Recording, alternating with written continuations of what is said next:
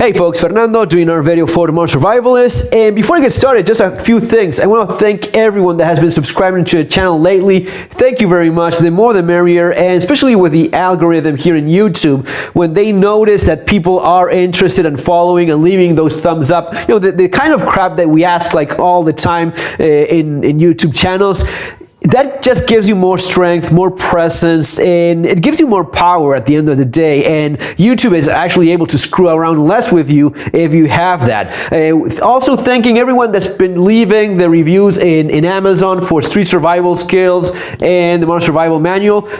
Past 200 reviews in Amazon for Street Survival Skills and close to 800 guys for the Modern Survival Manual. Both of these are available, of course, following the links below. But if you bought any of these and liked any of my books, leaving a review, that's also hugely appreciated. These are all things that just cost you nothing, but for us in the community that we're struggling, especially these days with, you know, the pressure, the cancel culture, all that crap. I just had something pulled out from my Instagram because the video about which firearm for collapse and such, that was brought down from Instagram because it's no longer cool to say that, you know, socialism is an evil thing. Well, that's the kind of thing that the more we support this idea, the better it is.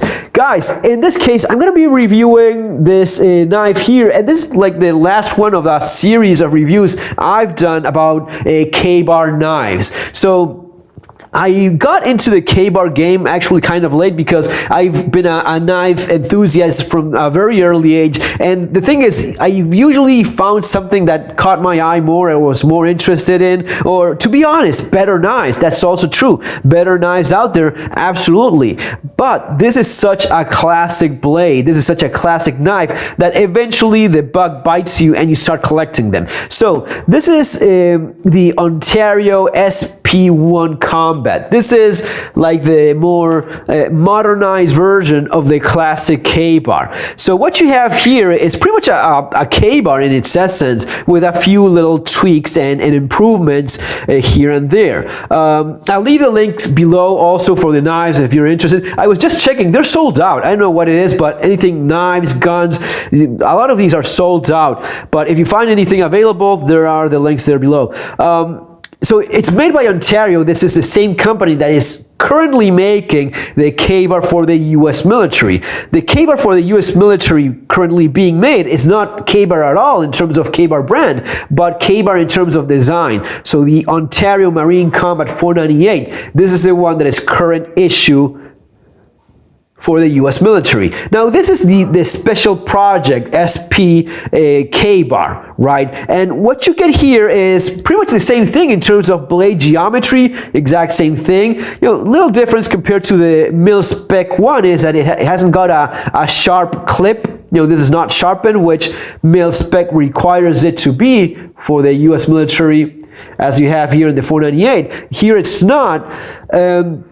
You still have 1095 carbon steel. A lot of people think that the carbon steel in general is the best thing ever made, and that a lot of folks love 1095. I just think it's good. It just gets the job done. It's a classic carbon steel.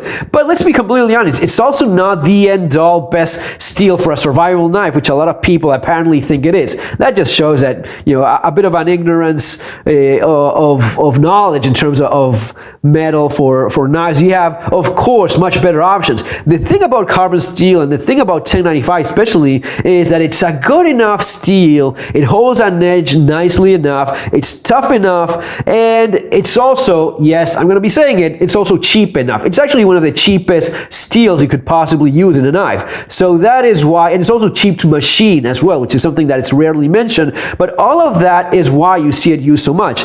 And it's also okay. It also gets the job done. And it was also basically the same steel you had in the original Kabar back in the day. If you want to get picky today, you have, of course, much better steels. Usually they're going to be either a little bit more expensive or a lot more expensive. Sometimes, again, pure honesty here, sometimes it's not incrementally so, and you're paying maybe $100 more, or maybe 200 or 300 bucks more for a knife that, yes, maybe better, tougher, holds an edge longer, but maybe it's not worth it for you and the needs you have in mind and the use you have in mind for that knife. In essence, 1095 is okay. No, don't go around saying that's the best steel in the planet for a survival knife, which is something I've heard so many people say. That's simply incorrect. But it is just fine. What you see here is that there's a little bit of a wax. Well, that's one of the things about 1095 carbon steel is that, yes, it's gonna be rusting pretty easily, so it has to be protected. Here the edge is protected with a little bit of a paraffin kind of wax, it seems. The blade itself is covered with the traditional epoxy texture finish, which I honestly just don't like. I think it's not all that good. It gets a job done for a tactical type of knife. Remember that the K-bar was intended as a fighting utility knife, so the utility aspect here as well. Instead of having the traditional, pressed leather washer handle, you have a rubber handle. It is very comfortable. I think it's more comfortable. In fact, I'm actually certain that it is more comfortable for most people than the leather one. Yes, this is okay. This is just more comfortable, better. And what I think is the key difference, and guys, here maybe is the more significant difference, is that even though this is a bit of a narrow tang, it is actually a narrow tang, it is not as narrow as the tang in your traditional K-bar knife, which is going to be this wide, goes all the way through, so it's a full tang, but it is definitely a narrow tang. And many of the older K-bars, even some of the surviving K-bars from World War II, you see many of those bent a little bit, because even though it's a great design, it is not particularly strong at that point. And in fact, that's a stress point in which maybe many K-bars have broken. The thing is, it is a fine knife. Even the older K-bar is a fine, sturdy knife, but you have to use it with a minimum amount of understanding of how a tool should be used. Back in the day, I've talked about this before, men used tools more, and they not only used them more, they knew how to not abuse them and use them properly, even for hard work. They just knew how to use it properly. So instead of putting a lot of pressure here, they would have gone like, holding it more here. In this case, with the SP1, this is a considerably thicker, and it goes without that traditional stress point there on the side with that 90-degree angle. It just goes a little bit better here, and it's definitely stronger, no doubt about that. You do lose the pommel, the hammer that you would traditionally have with this kind of design. So this is one of the things that a lot of people liked about the K-bar and actually use a lot. The pommel used as a hammer, that's nice. You don't have that here. It's just, just a more traditional, more comfortable, but you don't have that. So long story short, guys, what's the take on all of this? If you just want the more modern iteration of a K-bar, the more modern version, maybe the sturdier one and the more durable one, the SP1 is your knife. I'll leave the link below there if you find it. If they just is stocked up on it again in Amazon, you get it with a synthetic sheet. So it just makes sense for something that is going to be more durable, more resistant, and more functional. I guess that's also a word that comes to mind here. More functional K-bar knife in a traditional steel that you will see, most survival and tactical knives, you will see a pile of them. It wouldn't be surprised if it is by far the most often used steel. 1095, just take care of it, remember its limitations, but it's going to be serving you an entire lifetime and beyond that, no doubt. Now, answering the question of which is the best, well, it really depends on what you consider the best. If you want to get the more objectively, the tougher, more durable K-bar, it would be this one, the SP1. Now, some people will argue that you want to get something more traditional. If you want to get the official mil-spec K-bar currently issued, that's going to be the Marine Combat 498. So if you are more of a, no, I want to get the mil-spec issued one, this would be the current modern K-bar. Now, if you want to get the K-bar as in capital letter K-bar, meaning K-bar brand, then you go with the K-bar brand knife, which is, all of these are made in the United States. This is made by K-bar, Olean, New York. This is for many the original creator of K-bar.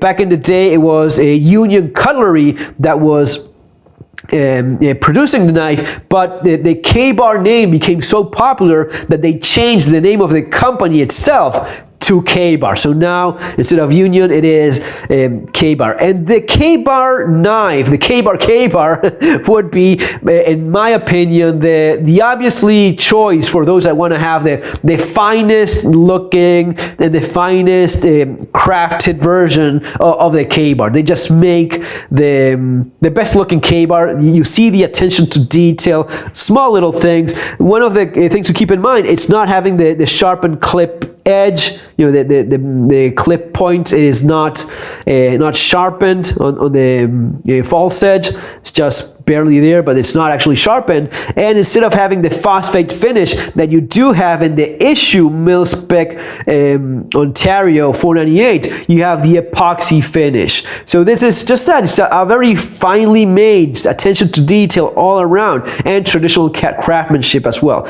Now, the one I personally like the best, but I cannot say that it's the best Kabar because this is purely subjective, is the modified 498. The modified 498 is a cheaper version that Ontario made, which basically has the traditional construction but cutting cost whenever possible. They don't have the fuller here, you don't have the clip point either, so they just made this as cheap as possible for the market. And even the finish of the handle, it was originally not like this. It was just more of the exposed, untreated leather, just washers press. And I did this myself, of putting that beeswax and polishing it so as to get that nice polish that you see there. So you can do this yourself. It's no big deal. Just a bit of beeswax. I actually did a video on how to do this, and just pressing it and just polishing it a little bit, and you get this finish, which is going to be lasting you a lifetime as well if you're careful enough with the knife. So it's not going to be as durable as this one. This would be the clear option for those that want the best spec, the toughest Kabar. This is going to be it.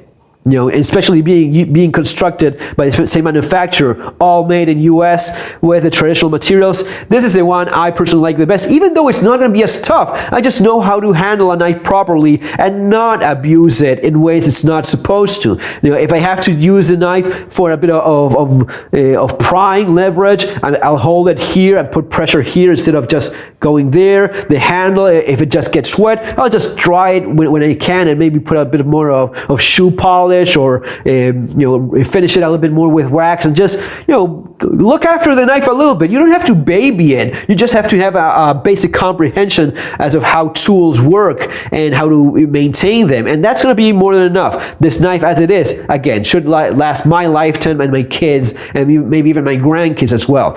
Guys, that's basically all.